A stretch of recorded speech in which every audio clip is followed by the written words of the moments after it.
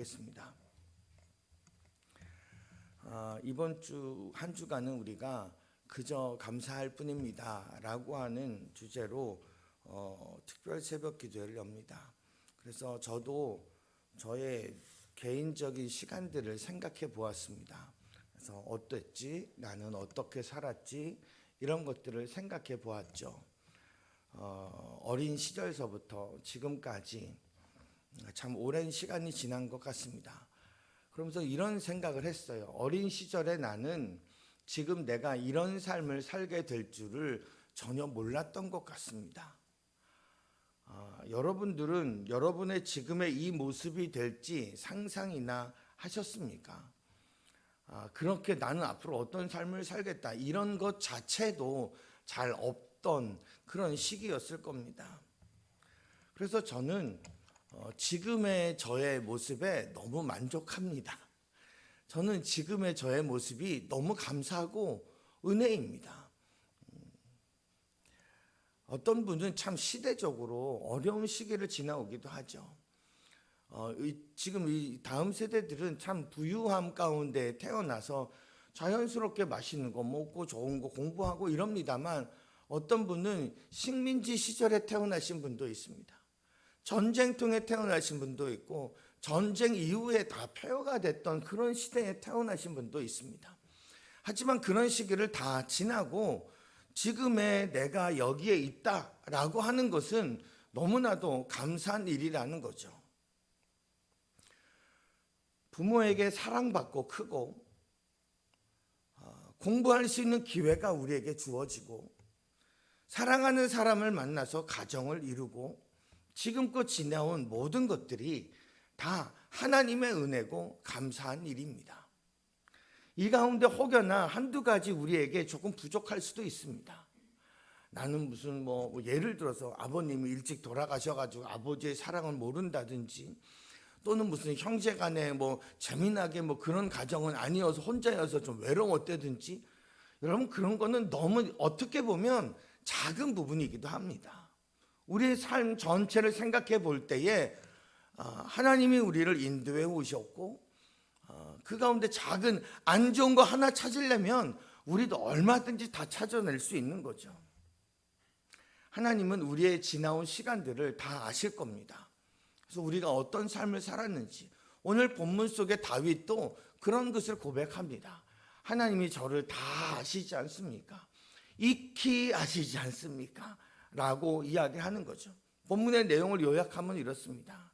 나의 앉고 일어남을 다 아시는 하나님, 나의 말과 행위를 다 아시는 분, 내가 하늘 꼭대기에 가 있는다 하더라도 나를 보호하시고 내가 저 바다 끝에 있다 하더라도 거기에 주의 오른손으로 나를 붙잡아 주실 분, 그분이 하나님이라고 고백하고 있는 것입니다.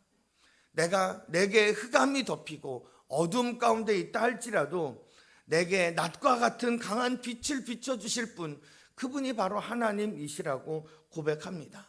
어떻게 나를 지으셨는지 참 기묘합니다 라고 고백하며 내가 그래서 하나님 앞에 감사합니다. 내가 만들어지기도 전에 이미 나를 아셨던 하나님, 그분의 생각이 어찌 그리 보배로운지요. 그분의 그 생각의 수가 얼마나 너무너무나 많은지요. 내가 언제라도 주님과 함께 있을 것입니다. 내가 자다가 깰 때에 주님과 함께 있을 것입니다. 이 얘기는 끝날 때까지, 내 인생이 끝날 때까지, 하나님 나라에 들어가서 눈을 뜰 때까지 언제까지라도 나는 주와 함께 하겠습니다 라고 하는 고백이 되는 거예요. 여러분, 내 인생 자체가 감사할 뿐입니다. 나라고 하는 존재 이외에 그 어떤 것을 떠올리지 않는다 하여도 여러분 우리는 감사할 수 있습니다. 아니, 감사할 수 있어야 합니다. 여러분이 여러분을 한번 생각해 보시지요. 어떠십니까? 지금까지 잘 살아오지 않으셨습니까? 조금 부족해도 곰곰이 한번 내 인생을 되돌아 생각해 보시지요.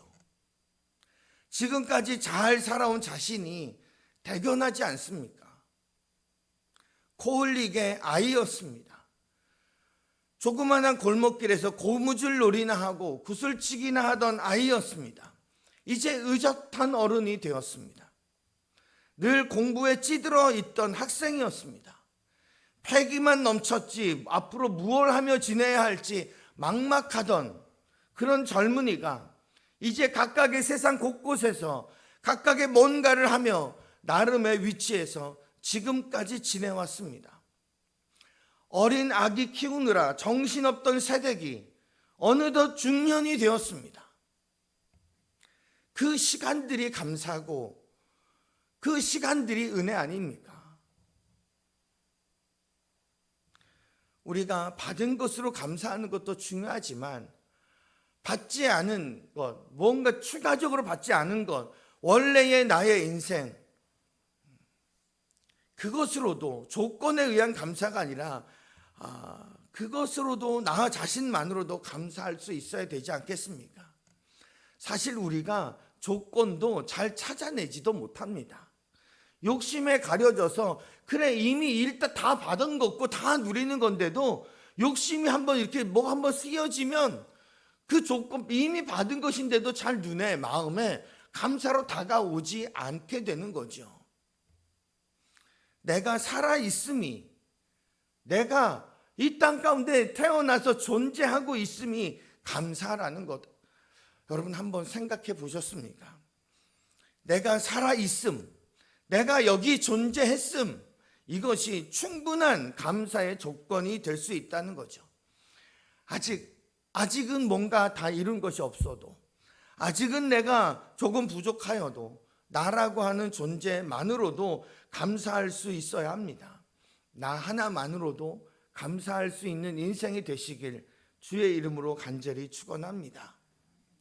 저에게는 1년 전에 돌아가신 어머님이 있습니다. 그 어머님이, 저희 어머님은 일생을 아프셨습니다.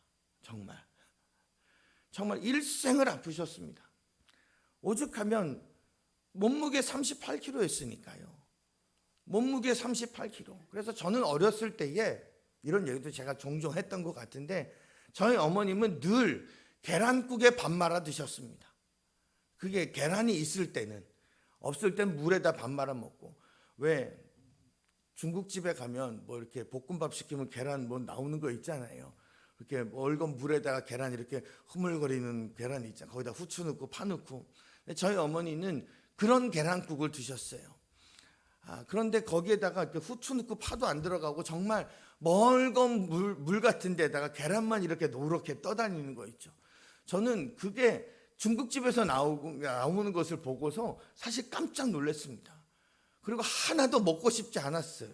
왜냐하면 그건 환자들이 먹는 거다라는 생각이 있었기 때문에 그래요. 저는 사실 결혼하고 나서, 그것도 한참 지나고 나서 홍시를 먹습니다. 저희 어머님은 아프시면 식사 못하시면 늘 홍시를 드셨어요. 그러니까 그거는 아픈 사람이 먹는 것이다 라고 하는 생각이 있었죠. 늘 식사 때마다 식사하기가 어려워서 헛구역질을 하셨고 정말 그랬어요. 그래서 정말 어린 마음에 밥 먹으면서 아우 정말 밥맛 떨어진다 정말 뭐 이런 생각 많이 했었어요. 늘 헛구역질 하셨으니까요. 늘 헛구역질 하셨으니까요. 그런 어머니가 86세까지 사셨어요. 그래서 제가 지난 얼마 동안에 저희 어머니의 일생을 생각해 보면서 그런 생각을 했어요. 우리 어머니는 정말 일생을 아프기만 하셨다. 늘 뭔가 아프셨다. 이런 생각을 했어요. 그런데 어머니가 생각하는 어머니의 인생은 좀 다르더라고요. 죽을 위기가 있었거든요. 제가 어렸을 때 우리 어머님이. 그 죽을 위기에서 건진받고 난 다음부터는 하나님이 나를 살려주셨다. 그래서 나는 덤으로 지금까지 살아왔다. 그래서 틈만 나면 고백하시길 나는 감사해. 난 참 감사해. 나는 죽었다가 살아난 사람이 난 참 감사해. 이러셨어요. 남이라고 할 수 없는 자식이 보기에도 늘 아프기만 한 인생처럼 보이는 그 인생, 어머니의 인생이었지만 어머니는 아니라는 거예요. 늘 감사했다는 거예요. 늘 감사한 그런 삶을 사셨던 거죠. 여러분, 10년 동안 아팠던 사람이 있다고 합시다. 그저 그 사람이 10년 동안 아프기만 한 것일까요? 아니요. 10년 동안 살아있던 겁니다. 10년 동안 인생을, 삶을 살았던 거죠. 10년 동안 투병 생활을 하고 항암 치료를 하고 그랬다면 맨날 그것만 한 게 아닙니다. 웃기도 하고 좋은 공기들 마시기도 하고 그런 삶을 사는 거죠. 살아 있어야 아프기도 한 것입니다. 인생이 존재해야 눈물도 나는 것입니다. 그래서 우리는 존재함 자체가 감사라는 것을 잊지 말아야 합니다.